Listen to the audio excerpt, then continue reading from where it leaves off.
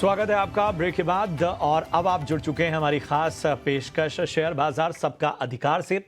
ये ET now स्वदेश की एक मुहिम है आम निवेशक को पूरी तरह से उसका बेहतर मार्गदर्शन करने के लिए और इसके साथ ही जो छोटे शहरों के निवेशक हैं उनकी आवाज बनने की। और इसी कड़ी में हम आपके सवालों को शामिल करते हैं और सबसे पहले जोड़ते हैं अपने साथ भावना पांड्या को जो हमारे साथ इस वक्त मौजूद हैं।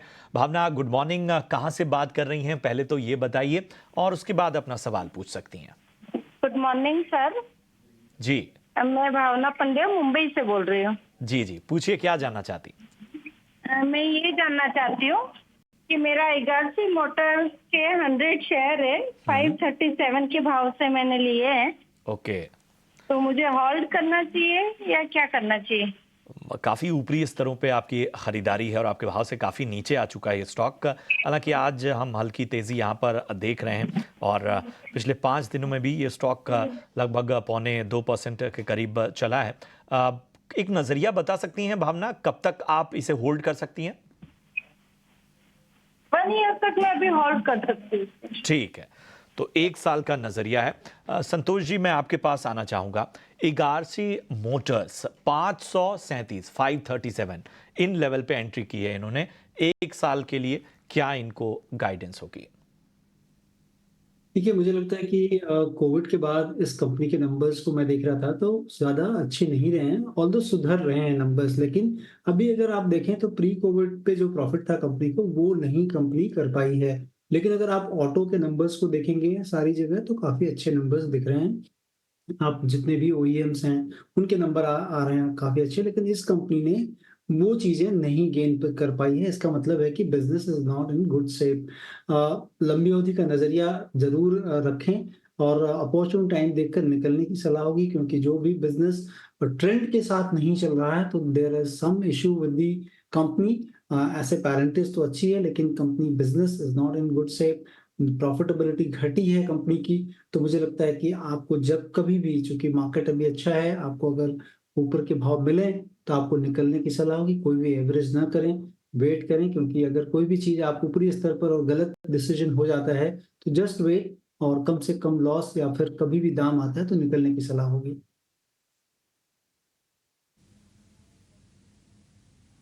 ठीक है, तो ये है सलाह इगारसी मोटर्स पर। कोई भी बढ़त मिले तो निकलने की कोशिश कीजिए। भावनगर से अगले दर्शक जुड़े हैं हमारे साथ, नीलेश परमार। नीलेश जी नमस्कार, सवाल पूछिए अपना। नमस्कार मैडम जी। मैंने क्लीन साइंस लिया है, 34 शेयर है, 1643 पे। ठीक है। 4-6 महीने हो गए, भाव नहीं आ रहे हैं। केमिकल सेक्टर वीक चल रहा है, ऐसा है तो कब तक ये सेक्टर आगे लाइमलाइट में आएगा? ठीक है, कुणाल जी क्या सलाह होगी? क्लीन साइंस एंड टेक्नोलॉजी 1643 पर लिया था और जहाँ तक हम देख पा रहे हैं इनकी भी जो एंट्री हो गई है वो थोड़े ऊपरी लेवल पर हो गई है। तब से स्टॉक में करेक्शन ही हम देख रहे हैं। क्या सलाह होगी आपकी स्टॉक में? कब तक रिकवरी या फिर तेजी आ सकती है? पूजा, जिस तरह नीलेश जी ने बताया कि पूरे सेगमेंट में एक्चुअली मूवमेंट नहीं है। इनफैक्ट आप रिसेंटली 2 या 3 दिन की बात करें तो इस पूरे सेगमेंट में बहुत ही अच्छी बाइंग देखने मिली है। और मैंने भी जो काउंटर शॉर्टलिस्ट किया है वो है क्लीन साइंस इटसेल्फ।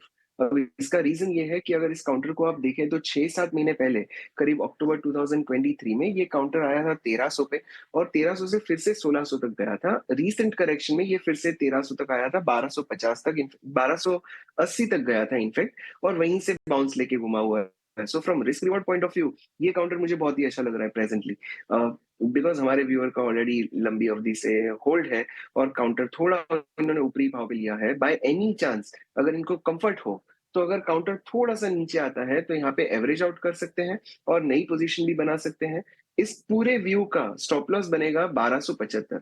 अगर काउंटर 1275 के नीचे जाता है तो ये पूरा व्यू निगेटेड होगा। अदरवाइज यहाँ पे एक फ्रेश एंट्री भी कर सकते हैं और 1500 तक का एक पहला टारगेट रख सकते हैं। तब जब 1500 आए फिर से रिविजिट करिए और किसी एक्सपर्ट से पूछ लीजिए। I think that can be a good level to take an exit also. करते हैं और येस बैंक पर लॉन्ग टर्म व्यू जानना चाहते हैं संतोष, हमारे एक यूट्यूब के दर्शक हैं, नाम इनका नहीं पता है लेकिन जिस हैंडल से सवाल पूछ रहे हैं उस हैंडल का नाम है MG क्रिएशन। 2 सवाल है इनके, वोडाफोन आइडिया पर लॉन्ग टर्म व्यू चाहते हैं और येस बैंक पर लॉन्ग टर्म व्यू चाहते हैं। देखिए, यस बैंक की मैं बात करूं तो इस यस बैंक में अगर आप देखें तो जो है वैल्यूएशन वाइज और प्रॉफिटेबिलिटी के लिहाज से कंपनी का जो करंट मार्केट प्राइस है उस पर अगर आप देखें तो हम लोग प्राइस टू बुक देखते हैं तो 1.8 टाइम्स के आसपास प्राइस टू बुक है। Profitability is not in a great shape. अगर आप देखें रिटर्न ऑन इक्विटी जो है वो 2% के आसपास है, तो जो कि बहुत ही खराब मानी जाती है। और बैंकिंग सेक्टर में जो रिकवरी आई है, आई थिंक लास्ट जो बैंक रही है वो यस बैंक रही है। तो मुझे लगता है कि इसमें आपको बहुत लॉन्ग टर्म व्यू ना देखें, क्योंकि प्रॉफिटेबिलिटी नहीं है कंपनी में उतनी ज्यादा। बेहतर बैंकें आपके सामने हैं। अगर आप सरकारी बैंक को देखो, bank of Baroda, Canara bank, state bank of India, ये बैंकिंग काफी अच्छा कर रही हैं। और अगर हमारी इकोनॉमी जो है वो तीसरी बड़ी इकोनॉमी होने जा रही है, तो बैंकिंग सिस्टम बहुत बड़ा सपोर्ट जो है वेल्थ क्रिएशन के लिहाज से होगी। और वेल्थ ये, क्योंकि ये सारी इकोनॉमी में वेल्थ देते हैं, सपोर्ट करते हैं उनको, तो ये बैंकें जो कि प्रॉफिटेबल हैं, काफी अच्छी हैं, वैल्यूएशन काफी रिजनेबल हैं, करीब करीब 1 से 1.5 times of its book value है। ये डिस्पाइट कि आप समझो कि नंबर अच्छे नहीं है, उसके बावजूद भी वैल्यूएशन के काफी बड़े हैं। तो मुझे लगता है कि बहुत ज्यादा लॉन्ग टर्म की ना सोचें इस स्टॉक में। दूसरा, अगर वोडाफोन आइडिया की बात की जाए तो वो देखिए तीसरी जो है कंपनी है टेलीकॉम सेक्टर में, और is not in a good shape. तो मुझे लगता है कि बेहतर जो कंपनी है आपको हमेशा वहां पर देखना चाहिए, या केवल अपने फोलियो का उतना पैसा लगाएं कि अगर कुछ खराब भी होता है, कंपनी बैंकरप्ट हो जाती है, तो आपको कोई ज्यादा हिट ना हो, केवल उतना ही पैसे के लिए देखें। अदरवाइज मेरी सलाह तो नहीं होगी कि आप वोडा आइडिया में जो कि एक रिवाइवल होगा उसके लिए करें। बेहतर स्टॉक, बेहतर चीजें आपके सामने अगर हों तो हमें पैसे जो है उधर कम लगाने चाहिए, रिस्कियर एसेट की तरफ। तो मुझे लगता है कि वोडाफोन आइडिया में ये चीजें, प्रॉफिटेबिलिटी आएगी, कंपटीशन जो फेस होगा 5G में जो कर रहे हैं ये, वो काफी हीटअप हो रहा है। मुझे लगता है कि इस आइडिया में ज्यादा दम मुझे नहीं लग रहा है, तो इससे जल्दी से जल्दी निकलने की सलाह होगी। तो ये खास और विस्तृत नजरिया आपके स्टॉक पर इस वक्त आता हुआ। चलिए बढ़ते आगे और कुछ यूट्यूब से भी सवाल लेते हैं। ड्वेन स्मिथ हैं और इनका सवाल ओरिएंट ग्रीन पे है। 1000 शेयर इन्होंने लिए हुए हैं, 24 रुपये 70 पैसे के भाव पे इन्होंने स्टॉक में एंट्री की है। 6 महीने का नजरिया चाहते हैं। कुणाल, जरा बताइए स्मिथ को क्या सलाह होगी? 24 रुपये 70 पैसे पे ओरिएंट ग्रीन 1000 स्टॉक, 6 महीने का नजरिया। प्रशांत, हमने इस काउंटर को जस्ट रिसेंटली इवेल्युएट किया। आई थिंक 15 मिनट पहले ही हमने डिस्कशन किया था कि इन काउंटर्स में ट्रेंड एक्चुअली होता नहीं है, और सबसे बड़ा प्रॉब्लम ये होता है कि इसमें रिस्क मैनेजमेंट पूरा टॉस पे होता है, या तो लोअर सर्किट या फिर अपर सर्किट में होते हैं। और इस काउंटर में हमें अगर स्टॉप लॉस भी मेंटेन करना होता है तो बहुत दिक्कत आ जाती है, बिकॉज अगर प्राइस उसके नीचे जाता है और लोअर सर्किट में है तो हमें एग्जिट भी नहीं मिल सकती। So but for time being, because हमारे व्यूअर का इस पे ऑलरेडी पोजीशन है, तो एक 18.5 का लेवल जो मैंने पहले बताया था, मैं रिपीट कर रहा हूँ कि 18.5 के स्टॉप लॉस या सपोर्ट से इस काउंटर को होल्ड करिए। और अगर ये काउंटर बाउंस में आता है तो 26-27 पे एग्जिट कर लीजिए। अगर ग्रीन एनर्जी सेगमेंट में ही जाना है तो बोरोसिल रिन्यूएबल्स है, SW सोलर है, जिसमें बहुत ही अच्छे ट्रेंड ओपन हुए हैं और बहुत ही अच्छी हेल्दी बाइंग वॉल्यूम्स देखने मिले हैं। आई थिंक उस पर भी हम कॉन्सेंट्रेट कर सकते हैं rather than deploying capital in such counters. I think those counters are looking better. So for timing बने रहे, 18.5 का स्टॉप लॉस होगा। और अगर बेटर कंपनी चाहिए तो we can go ahead with Borosil renewables और SW solar. SW solar, Borosil renewables, ये कंपनियां अच्छी लग रही हैं। ओरिएंट ग्रीन से निकलने की कोशिश करें। अगले दर्शक हमारे साथ रोशन कुमार जुड़े हैं फोन लाइन पर। रोशन जी नमस्कार, कहाँ से बोल रहे हैं आप?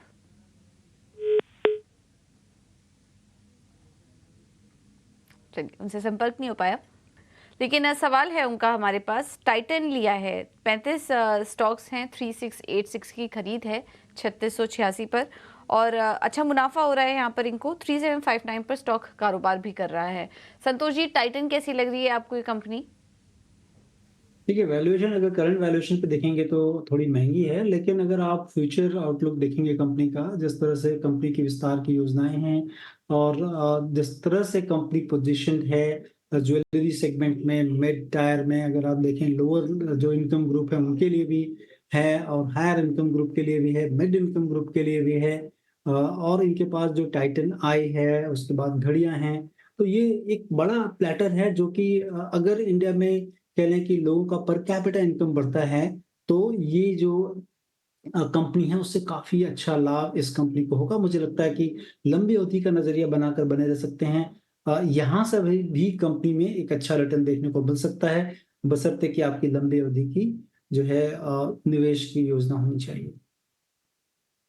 ऑलराइट, आगे बढ़ते हैं और हमारे साथ अब फोन लाइन पर हमारे दर्शक भी जुड़ गए हैं। हेतल भाई अंबानी। अंबानी साहब नमस्कार। नमस्कार जी। बताइए सर। मैडम, मैं पहले तो ये कहना चाहूंगा कि ये जो आपका शो चल रहा है और उसमें जो क्लाइंट को सर्विस मिल रही है, दर्शकों को जो गाइडलाइन मिल रही है, बहुत अच्छा गाइडलाइन दे रहे हैं। धन्यवाद सर। मैं आपकी चैनल का, आपका और आपके साथ जो एनालिसिस जुड़ रहा है उसका सबका दिल से धन्यवाद करना चाहता हूँ जी, बहुत अच्छा लगा हेतल भाई साहब। अच्छा, आप जैसे दर्शक इस तरह की जब बातें करते हैं तो हमें प्रोत्साहन मिलता है कि हम और भी नहीं मैडम, बढ़िया कार्यक्रम आपके लिए बनाएं। वो जो अच्छा काम करता है उसको सराहना चाहिए ना। वो तो बिल्कुल। अच्छे आदमी को अच्छा नहीं बोलेंगे तो किसको बोलेंगे? जो अच्छा काम कर रहा है उसको अच्छा बोलना ही चाहिए ना। बिल्कुल सही कहा आपने। बताइए आपकी सहायता कैसे कर सकते हैं आज? अच्छा मैडम, मेरे को पारस डिफेंस उसमें न्यू इन्वेस्टमेंट करना है। ठीक है। इस लेवल से सही रहेगा। 6 से 8 महीना का नजरिया है मेरा। ओके। और इस रेट से मेरे को 15 या 18% का गोल है प्रॉफिट का। चलिए ठीक है। तो मेरा नजरिया में थोड़ा सही है या थोड़ा लॉन्ग टाइम वेट करना पड़ेगा? और इस रेट से इन्वेस्टमेंट करना सही रहेगा, बताइए ना प्लीज। चलिए बताते हैं। कुणाल, पारस डिफेंस 6 से 8 महीने का नजरिया है, क्या फिलहाल करंट लेवल्स पर एंट्री करने की आप सलाह देंगे इनको? Absolutely, I am very bullish. अगर हम रीसेंट फॉर्मेशन की बात करें तो काउंटर 840 से गिरावट में आया था और 620 पे बॉटम बनी है। Now look at the correction, और ये करेक्शन के बाद 820 पे डबल बॉटम फॉर्मेशन बना है जो टेक्निकली बहुत ही बुलिश होता है। और आज उस काउंटर ने नियर टू ब्रेकआउट आके एज ऑफ नाउ पॉज लिया है। 657 का लेवल चल रहा है, 660 के ऊपर इसमें ये डबल बॉटम कंफर्म होगी।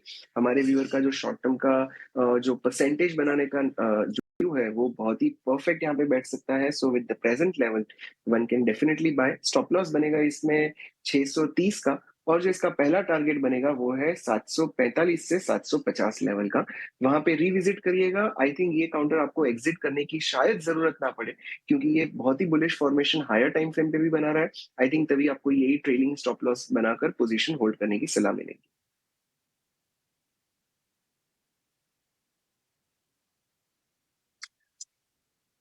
ठीक है, तो ये नज़रिया फिलहाल पारस डिफेंस पे बुलिश नज़रिया आता हुआ। अंजू श्रीवास्तवा हैं और यूट्यूब के ज़रिए इन्होंने अपना सवाल हम तक पहुंचाया है। यहाँ पर उन्होंने लिखा है कि वो काफ़ी पसंद करती हैं ईटी नाउ स्वदेश को, और बहुत बहुत शुक्रिया अंजू जी आपका इस सराहना के लिए। सवाल इनका पॉलीप्लेक्स पे है। 1021 की खरीद है, 200 शेयर इनके पास हैं। पूछ रही हैं क्या करना चाहिए इन लेवल्स पे, सेल करें या होल्ड करें। और ये इनका सवाल लाजमी भी है क्योंकि आज हम देख रहे हैं कि स्टॉक का लगभग 5.5% ऊपर नज़र आता हुआ। हालांकि अभी भी इनका जो 1021 का स्तर है उससे नीचे है, लेकिन क्या इन स्तरों पर प्रॉफिट मतलब यहाँ से निकलना बेहतर होगा या इंतज़ार करना सही रहेगा? संतोष जी, पॉलीप्लेक्स ज़रा बताइए, 1021 की खरीद है, इस स्तर पे आने में कितना समय लग सकता है? चूंकि फिलहाल आज तेजी हम जबरदस्त इसमें देख रहे हैं, तो आगे क्या मोमेंटम रह सकता है? देखिए, मुझे लगता है कि थोड़ा टाइम लगेगा। आप 6 महीने का नज़रिया न रखें, थोड़ा और बड़ा रखें। और कंपनी जो है, अगर आप देखें कि पैकेजिंग इंडस्ट्री में जिसे हम BOPP और ब्लोन PPMPE कहते हैं, उसमें काफ़ी बड़ी कंपनी है। लेकिन इन दिनों इन सारी कंपनियों के अगर आप मार्जिन देखोगे तो काफ़ी श्रिंक हुई है, जिसके कारण कि हमने देखा है कि स्टॉक प्राइस में काफ़ी बड़ी गिरावट देखने को मिली है, क्योंकि जो है इनका मार्जिन बहुत कम हो गया है, प्रॉफिटेबिलिटी घटी है इस साल। तो मुझे लगता है कि लेकिन packaging industry as a whole जो है रहने वाली है, और इस कंपनी के भी काम अच्छे होंगे जैसे ही इनकी मार्जिन प्रोफाइल बढ़ती है। मुझे लगता है कि होल्ड करें, और थोड़ा सा भी अगर करेक्शन होता है यहाँ से 10 to 15%, मैं कहूँगा कि थोड़ा ऐड भी कर लें, ताकि आपकी कॉस्ट ऑफ एक्विजिशन कम हो जाएगी। कंपनी अच्छी है, लॉन्ग टर्म रखना चाहिए, अच्छी प्रॉफिट आ सकती है इस कंपनी में। लॉन्ग टर्म पोर्टफोलियो में रखने लायक ये स्टॉक है, तो इसे आप होल्ड करके चलिए। राजकोट से मनोहर सिंह गोहिल हैं हमारे साथ फोन लाइन पर। मनोहर जी नमस्कार, सवाल पूछिए अपना। नमस्कार मैडम, नमस्कार। मैडम, मैंने 220 रुपए के टेक्समेको रेल लिए हुए हैं जी। हाँ, मैंने उसको शॉर्ट टर्म के लिए लिया था, लेकिन मार्केट के खराब अच्छा उससे एकदम नीचे आ गया। तो अभी मैं क्या कर सकता हूँ उसमें? जी कुणाल जी, टेक्समेको रेल, जैसा कि इन्होंने बताया, रेलवे स्टॉक्स वैसे चले तो काफ़ी अच्छा हैं। टेक्समेको रेल में भी वो मोमेंटम दिखा था, लेकिन हाल फिलहाल में mid cap small cap stocks की जो पिटाई हुई है, वैसा ही कुछ इस स्टॉक में भी देखने को मिला है। और इनकी जो खरीद है 222 पर इन्होंने ये स्टॉक ले लिया था। जब करेक्ट हो रहा होगा तब इन्होंने यहाँ पर एंट्री की, लेकिन वहाँ से स्टॉक टूट ही रहा है। चार्ट्स पे क्या और वीकनेस आपको दिखाई दे रही है? सी पूजा, अगर हम इसके हिस्टोरिकल बिहेवियर की बात करें तो करीब दिसंबर 2023 में इस काउंटर ने पहली बार 160 लेवल्स का ब्रेकआउट दिया था, और उस ब्रेकआउट के बाद ये काउंटर 230 तक भी गया था, और वहीं से करेक्शन आया। करेक्शन में ये काउंटर नियर टू 145 150 आया था, लेकिन ये 160 का मार्क जो ब्रेकडाउन था उसने फिर से रिक्लेम कर दिया। So which is a very positive sign for now. Counter as of now 169 पे चल रहा है। मोमेंटम डेफिनेटली मिस्ड आउट है, बट जिस तरह से उसने रिक्लेम किया था उसमें बहुत ही अच्छा शानदार वॉल्यूम भी देखने मिला था और प्राइस एक्शन भी देखने मिला था। और to be precise, that day was 14th of March, जिस दिन ये काउंटर 16% चला था। So keeping that in mind, as of now इस काउंटर में डेफिनेटली बने रह सकते हैं। व्यू शॉर्ट टर्म का है, तो एक यहाँ पे बोलना चाहूंगा कि अगर एवरेज आउट करना है तो डेफिनेटली यहाँ पे थोड़ा और पोजीशन ऐड करें। 160 का स्टॉप लॉस बनेगा, और इस काउंटर, अगर ये काउंटर यहाँ पे सस्टेन हो जाता है तो बहुत ही जल्दी हमें 185 190 के लेवल्स भी देखने मिलेंगे। नई क्रिएट की हुई पोजीशन एग्जिट कर दीजिएगा, पुरानी अपनी पोजीशन है वो डेफिनेटली होल्ड करिएगा। आई थिंक आपके बाइंग लेवल्स के ऊपर भी ये काउंटर हमें देखने मिल सकता है। ये तो यहाँ पर एवरेज करने की सलाह, लेकिन स्टॉप लॉस लगाना होगा 160 के आसपास का। 185 तक के लेवल्स देखने को मिल सकते हैं। भावेश पटेल अहमदाबाद से मेरे साथ फोन लाइन पर हैं। सर नमस्कार। सर मैम बताइए। हाँ, मुझे बीएससी और ये अदानी विल्मर। सर लेवल्स बताएंगे अपने? विल्मर मैंने 397 पे बाई किया हुआ है, और बीएससी मैंने 791 पर बाई किया हुआ है। ओके, नहीं एक बार फिर से बताएंगे। बीएससी मैंने 791 पर बाई किया हुआ है। 791 है। 791 ओके। और 67 प्राइस शेयर है मेरे पास। विल्मर? विल्मर, अडानी विल्मर 397 पे बाई किया हुआ है मैंने। ओके 103। चलिए ठीक है। दोनों में आपका व्यू? 6-8 महीना और मैम। 6-8 महीना है। संतोष, 6 से 8 महीने का व्यू, दोनों में क्या करना चाहिए? देखिए, अडानी विल्मर में तो मेरी सलाह होगी कि जैसे ही ऊपर जाता है आप निकलें, क्योंकि अगर आप देखें कंपनी की जो ऑपरेटिंग प्रॉफिट मार्जिन है वो कभी 4% हुआ करती थी 2021 में, और अब धीरे धीरे घटकर टीटीएम बेसिस पर अगर आप देखें तो 2% रह गई है। मतलब प्रॉफिटेबिलिटी काफ़ी घटी है कंपनी की। तो इस लिहाज से मुझे लगता है कि ये स्टॉक जो है यहाँ से आपको निकलने की सोचनी चाहिए, कि कभी भी अपॉर्चुन टाइम मिले, उछाल मिले स्टॉक में, यहाँ से निकल जाएं।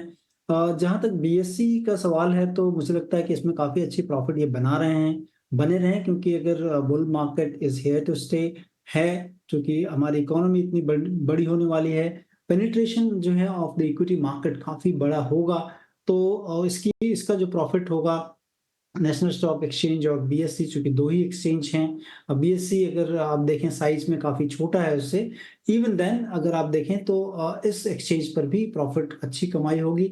तो और ऑलरेडी प्रॉफिट में है, मुझे लगता नहीं है कि इसमें कोई अगर जरूरत नहीं है पैसे की तो इसको होल्ड करें, लंबी अवधि के लिए होल्ड करें, काफी अच्छा और भी पैसे बन सकते हैं यहाँ से। ठीक है, तो लंबी अवधि के लिए यहाँ पर बने रहने की सलाह। और बीएसई लिमिटेड पे जो है नज़रिया हमारे एक्सपर्ट्स का अक्सर बुलिश रहता है और आप देखते हैं कि लगातार जो है वो पॉजिटिव व्यू इस स्टॉक पर आता हुआ। चलिए, अगले जो दर्शक हैं वो यूट्यूब के ज़रिए अपना सवाल हम तक उन्होंने पहुंचाया। संजीव कुमार पटना से हैं और उनका सवाल हम शामिल करें उससे पहले संजीव का बहुत बहुत शुक्रिया करेंगे, क्योंकि संजीव ने हमारी टीम के लिए एक एप्रिशिएशन लिखा हुआ है यूट्यूब पे और उन्होंने कहा है कि आप लोगों को बहुत बहुत धन्यवाद, क्योंकि आप बेहतर तरीके से गाइड करते हैं और वो सिर्फ ईटी नाउ स्वदेश को बिजनेस चैनल की दुनिया में फॉलो करते हैं। और फिलहाल संजीव जी, वाकई इस तरह की जो तारीफ़ें हैं, सराहना है और जो भरोसा है वो वाकई हमारा हौसला बढ़ाता है और हमें और बेहतर करने की प्रेरणा देता है। तो बहुत बहुत शुक्रिया सबसे पहले। और चलिए आपका सवाल शामिल करते हैं। वेल्सपन का इन्होंने शेयर लिया हुआ है, 987 शेयर लिए हैं इन्होंने और 168 रुपये के करीब, 167 रुपये 90 पैसे, 168 रुपये के करीब इन्होंने वेल्सपन का शेयर लिया हुआ है। कुणाल, वेल्सपन कैसा लग रहा है? 167 क्या 168 की बाइंग मान के चलिए। प्रशांत, वेल्सपन कॉप पे बात चल रही है या फिर और किसी काउंटर? बिकॉज वेल्सपन इंटरप्राइज है कि फुक कॉर्पोरेशन है? I am not able to find out. Welspun India 152 के भाव पे फिलहाल है वेल्सपन इंडिया। प्रशांत, आप तब तक दूसरा कोई काउंटर ले लीजिए, डाउट ले लीजिए, तब तक मैं ये काउंटर ढूंढ रखता हूँ। ठीक है, ठीक है। संतोष जी, आप बताइए, आपका नजरिया क्या बन रहा है वेल्सपन इंडिया पे? देखिए, वेल्सपन इंडिया जो थी पहले, उसका नाम थोड़ा चेंज हुआ है और वेल्सपन लिविंग के नाम से है ये कंपनी। और जी, मुझे जी। लगता है कि ये कंपनी में मैं काफी बुलिश हूँ कि आने वाले दिनों में इस कंपनी के काम अच्छे हो सकते हैं। क्योंकि अगर आप देखें कि होम टेक्सटाइल डिवीजन जो है, इनका बहुत सारा माल यूरोपियन देशों में या फिर यूएस में जाता है और वहां पर धीरे धीरे इकोनॉमी अब सुधर रही है कोविड के बाद। और यूक्रेन वॉर के बाद काफी जो है वहां पर हालत खस्ता थी, वहां पर इन्फ्लेशन काफी बढ़े हुए थे, लेकिन धीरे धीरे चीजें सुधर रही हैं और ये company one of the leading company है होम टेक्सटाइल फ्रंट पे। मुझे लगता है कि आपको होल्ड करना चाहिए, निचले स्तरों पर और भी ऐड कर सकते हैं। 15 से 20% का अगर यहाँ से भी गिरावट देखी जाती है ड्यू टू मार्केट कंडीशंस, तो आपको ऐड करने की भी सलाह होगी। तो यहाँ पर हम दुरुस्त कर दें, वेल्सपन लिविंग है, इसे हम ठीक करने की कोशिश करेंगे और फिलहाल आपको बने रहने की सलाह। लेकिन कुणाल, मैं आपके पास भी आना चाहता हूँ। वेल्सपन लिविंग नाम से ये स्टॉक आपको मिलेगा, 167 की बाइंग है। आपका टेक्निकल व्यू क्या बन रहा है? प्रशांत, इस काउंटर में मैंने रिसेंटली जब चार्ट देखा तो पता चल रहा है कि अक्टूबर एंड नवंबर 2021 से लेके अब तक ये काउंटर 160-165 के लेवल पे आके ही दम तोड़ रहा है। इनफैक्ट आप रिसेंटली अगर फॉर्मेशन की बात करें तो नवंबर 2023 से लेके अब तक ये 165 के लेवल को क्रॉस नहीं कर पाया है। सो फॉर टाइम बिंग, जब तक ये काउंटर 165 के लेवल के ऊपर नहीं निकलता है, आई थिंक ये साइडवेज मोमेंटम चलते रहेगा। 165 से लेके बॉटम 130, इसी रेंज में ये काउंटर चल रहा है। अगर लंबी अवधि का नजरिया है, जिस तरह संतोष जी ने बताया, डेफिनेटली बाय ऑन डिप भी कर सकते हैं, लेकिन 130 के स्टॉप लॉस से ये व्यू टेक्निकली करेक्ट होगा। और 165 के ऊपर इस काउंटर में एक नई रैली भी ओपन हो सकती है। सो अगर मोमेंटम ट्रेडर है तो डेफिनेटली 165 का ब्रेकआउट की वेट करें। और अगर हमारे व्यूअर के जिस तरह पोजीशन ऑलरेडी ओपन है तो 130-135 पे थोड़ी नई पोजीशन ऐड करके फेवरेबल रिस्क रिवॉर्ड रेशियो बना के नई पोजीशन होल्ड भी कर सकते हैं। ठीक है, तो ये है सलाह स्टॉक पर। चंडीगढ़ से तनीषा बंगा हमारे साथ मौजूद हैं। तनीषा जी नमस्कार, सवाल पूछिए अपना।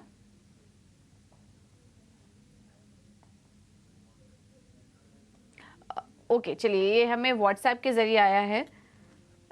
इनके पास रेडिको खैतान के शेयर्स हैं, 1717 शेयर्स इन्होंने 50 रुपए के लेवल्स पर लिया हुआ है। अच्छा होता अगर इनसे बात हो पाती, क्योंकि थोड़ी कन्फ्यूजन है। या तो इन्होंने बहुत पहले लिया होगा। अच्छा, ये शेयरों की संख्या 50 है, खरीद भाव इनका 1717 है। ओके, ठीक है। तो 17 के लेवल्स पे लिया था, फिलहाल मुनाफा हो रहा है इन्हें। कुणाल जी, आप ही सजेस्ट कीजिए क्या करें। रेडिको खैतान ज़्यादा समय नहीं हुआ है इनको लिए हुए, अगले टारगेट्स आप क्या देख रहे हैं स्टॉक पर? सी अगेन पूजा, ये काउंटर एक साइडवेज कंसोलिडेशन वाला काउंटर है। दिसंबर से लेके अब तक अगर आप इसके कंसोलिडेशन को देखिए तो 1800 के लेवल पे ही ये काउंटर आता है और वहीं से नीचे गिरता है, और सपोर्ट इसका बन रहा है 1550 से 1525 के लेवल का। एज ऑफ नाउ ये काउंटर करीब करीब 1800 के लेवल 1735 चल रहा है, बट नियर टू रेजिस्टेंस है। यहाँ पे डेफिनेटली कॉशियस बरतना होगा, एहतियात बरतनी होगी। अगर ये काउंटर 1800 को क्रॉस करता है तो बहुत ही पॉजिटिव रैली ओपन हो सकती है, बट तब तक इस काउंटर में ये रेंज है, उसी को ध्यान में रखना होगा। और नई पोजीशन बनाने के लिए 1530 के लेवल ध्यान में रखने होंगे, और पुरानी पोजीशन एग्जिट करने के लिए 1800 के लेवल्स को ध्यान में रखना होगा। अगले लेवल्स 1800 के आ रहे हैं, स्टॉप लॉस भी आपको बता दिया है, तो ये टारगेट्स हैं, आप इसका ध्यान रखिए और होल्ड करने की सलाह आपको दी जा रही है। चलिए, फिलहाल समय की थोड़ी कमी है, सवाल तो आपके काफ़ी सारे मिल रहे हैं, लेकिन इतने ही सवालों को हम शामिल कर पाएंगे। कुणाल जी, संतोष जी, आप दोनों का ही बहुत बहुत धन्यवाद हमारे साथ जुड़ने के लिए।